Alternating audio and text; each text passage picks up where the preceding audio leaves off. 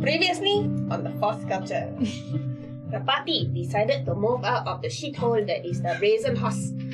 We found a new place in the ruins, which was suggested by Jibril.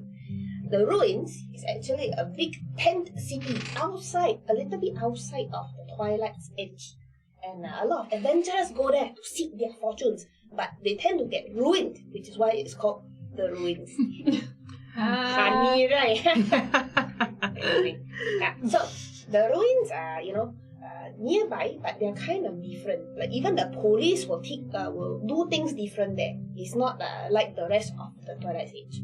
So we found a new inn to stay in called the Sleeping Horse and met the owner, Sunari, who is very friendly, very accommodating, even helped our very own Bara go from boy to man.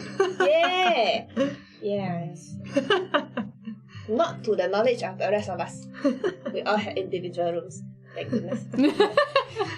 Anyway, Bara confessed to the rest of the party that he doesn't like having people leading. And we had a very warm, heartwarming group hug moment, except for Jibril, who was busy with all the scrolls that we asked him to identify. Yes. Anyway, Haman had a trance and found himself haunted by bad memories. He smelled blood in the water, and his point of view was like some kind of a shark or some kind of a predator in the water. He could smell the blood, and then somebody held up a hand, got a flash of bright light, and he woke up his memories from the past. He decided to go outside and eat sashimi. As one does, Totally makes sense. Yes, of course. And then he realized that he might actually be somebody else. We don't know anything more than that. So, Kie spoke with Koshi and asked him about using the souls in her blade and what it will do to her as a person. And she learned that she will need to deal with her judgment of the soul and the consignment of the soul to oblivion. Very cheap, don't really understand what it means. But anyway, we learned that Koshi, the sword, is more powerful when it's wielded by an heir, and that my dear Kie over here is a blood descendant of Koshi.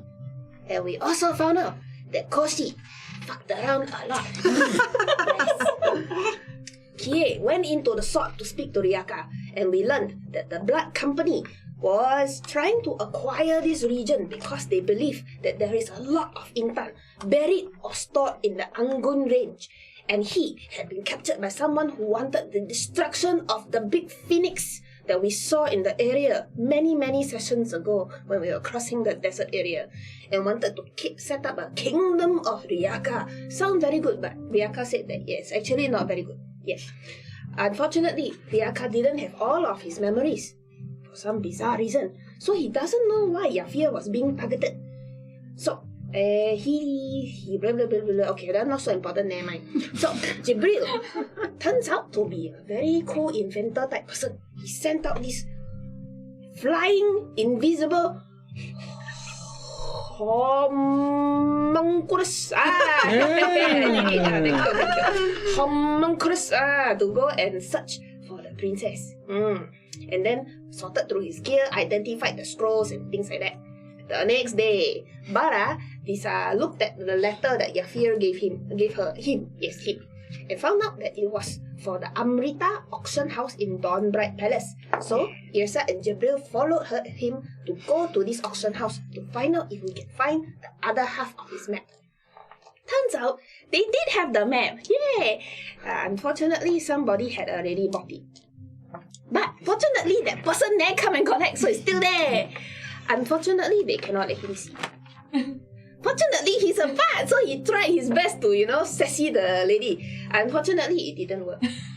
And in fact, the lady was very pissed off about it. And scolded me also, I don't know why. But anyway, said that, okay, you know what? Maybe if you do something for me, I will let you have access to the map. Just to see. Cannot touch, just see. Then we were like, okay, can. So we're supposed to go back in 2 days' time to talk to the guards and see whether they have a task for us. Meanwhile, Jibril went to look for his contacts in the city and found a message to meet one of them, Said, at a restaurant called the Jaybird. he went there and found himself at a table with horrible service. Nobody talked to him one except for Said.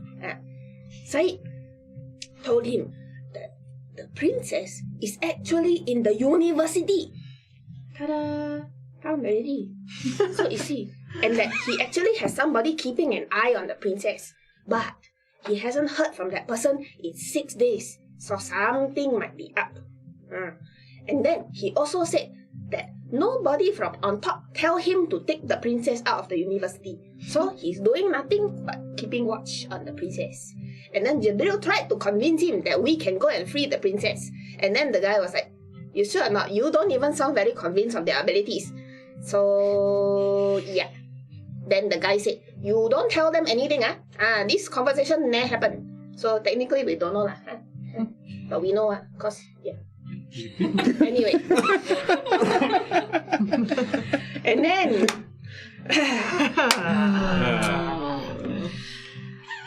Wait, hold on. I need a drink.